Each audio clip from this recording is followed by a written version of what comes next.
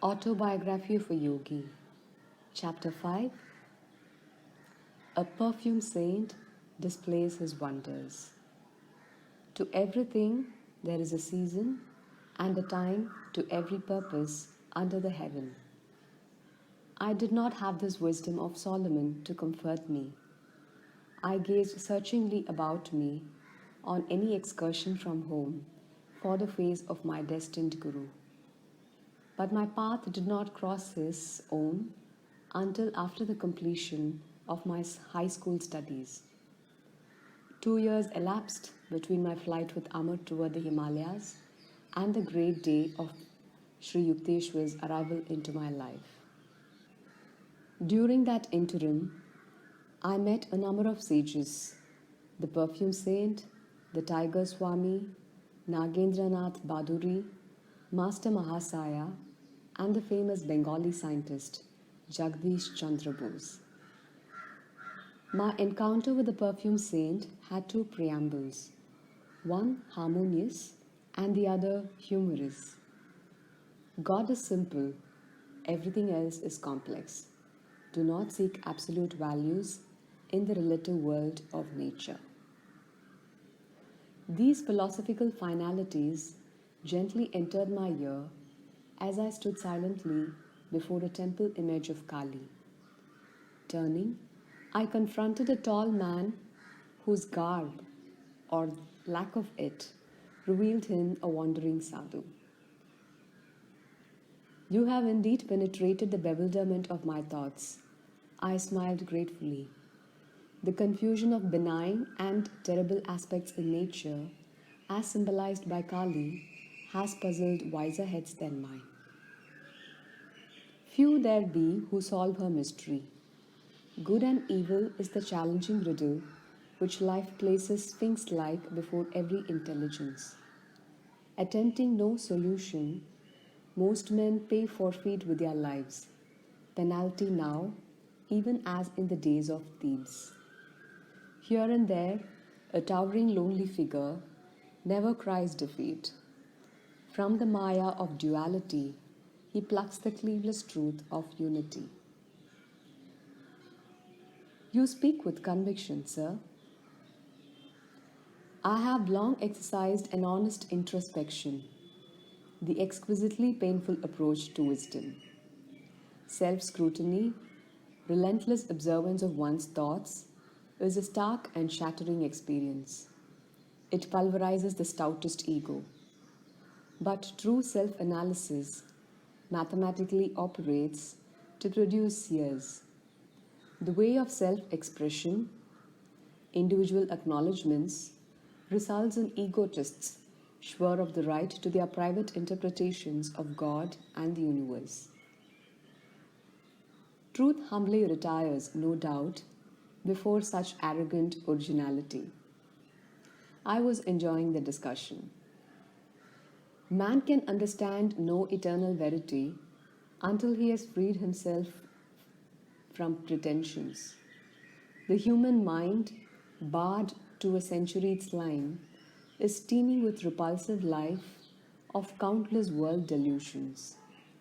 Struggles of the battlefields pale into insignificance here when man first contends with inward enemies. No mortal foes, these, to be overcome by harrowing array of might. Omnipresent, unresting, pursuing man even in sleep, subtly equipped with a miasmic weapon, these soldiers of ignorant lusts seek to slay us all. Thoughtless is the man who buries his ideals, surrendering to the common fate. Can he seem other than impotent, wooden, ignominious? Respected sir, have you no sympathy for the bewildered masses? The sage was silent for a moment, then answered obliquely. To love both the invisible God, repository of all virtues, and visible man, apparently possessed of none, is often baffling. But ingenuity is equal to the maze. Inner research soon exposes a unity in all human minds, the stalwart kinship of selfish motive. In one sense at least, the brotherhood of man stands revealed. An aghast humility follows this leveling discovery. It ripens into compassion for one's fellows, blind to the healing potencies of the soul awaiting exploration. The saints of every age, sir, have felt like yourself for the sorrows of the world. Only the shallow man loses responsiveness to the woes of others' lives as he sinks into narrow suffering of his own. The sadhu's austere face was noticeably softened. The one who practices a scalpel self dissection will know an expansion of universal pity. Release is given him from the deafening demands of his ego. The love of God flowers on such soil. The creature finally turns to his Creator, if for no other reason than to ask in anguish, "Why, Lord, why?" By ignoble whips of pain, man is driven at last into the infinite presence, whose beauty alone should lure him. The sage and I were present in Calcutta's Kaligat temple, whither I had gone to view its famed magnificence. With a sweeping gesture, my chance companion dismissed the ornate dignity. Bricks and mortar sing us no audible tune. The heart opens only to the human chant of being. We strolled to the inviting sunshine at the entrance, where throngs of devotees were passing to and fro. "You are young," the sage surveyed me thoughtfully. "India too is young." The ancient rishis laid down ineradicable patterns of spiritual living. Their hoary dictums suffers for this day and land. Not outmoded, not unsophisticated against the guiles of materialism, the disciplinary precepts mold India still. By millenniums, more than embarrassed scholars care to compute, the skeptic time has validated Vedic worth. Take it for your heritage. As I was reverently bidding farewell to the eloquent sadhu, he revealed a clairvoyant perception.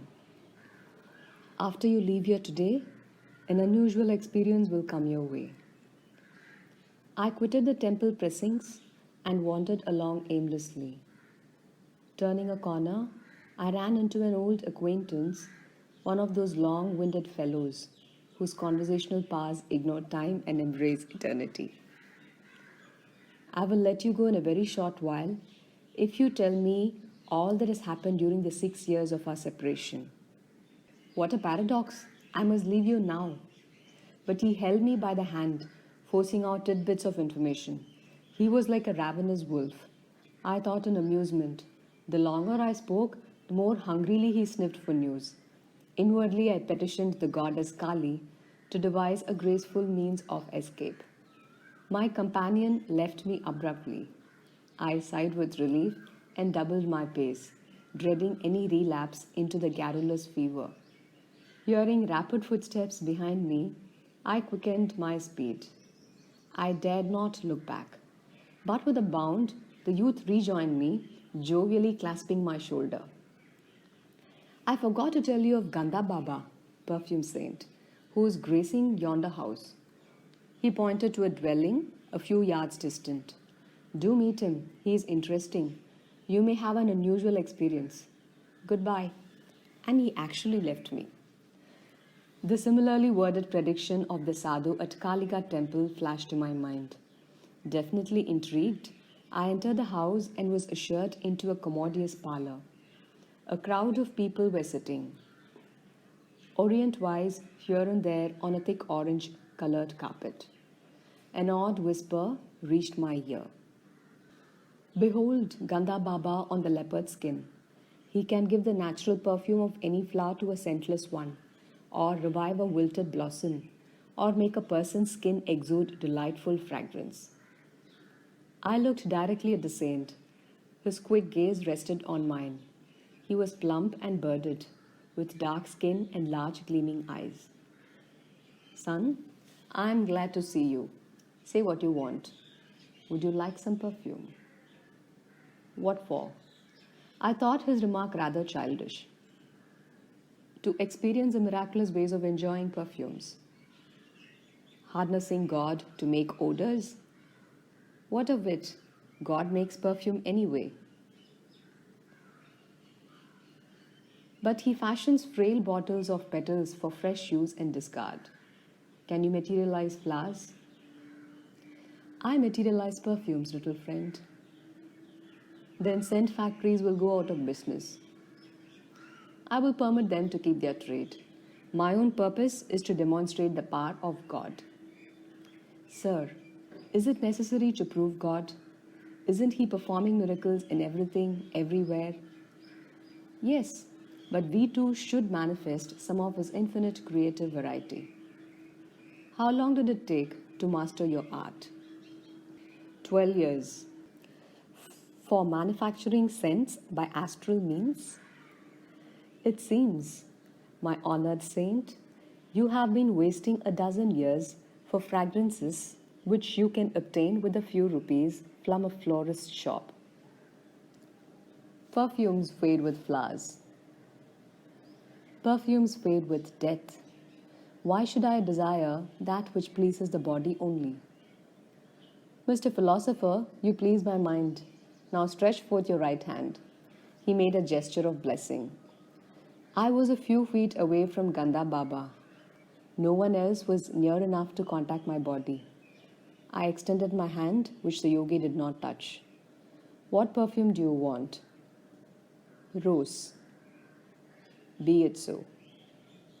To my great surprise, the charming fragrance of rose was wafted strongly from the center of my palm. I smilingly took a large, white, scentless flower from a nearby vase. Can this odorless blossom be permeated with jasmine? Be it so. A jasmine fragrance instantly shot from the petals. I thanked the wonder worker and seated myself by one of his students. He informed me that Ganda Baba, whose proper name was Vishuddhananda, had learned many astonishing yoga secrets from a master in Tibet.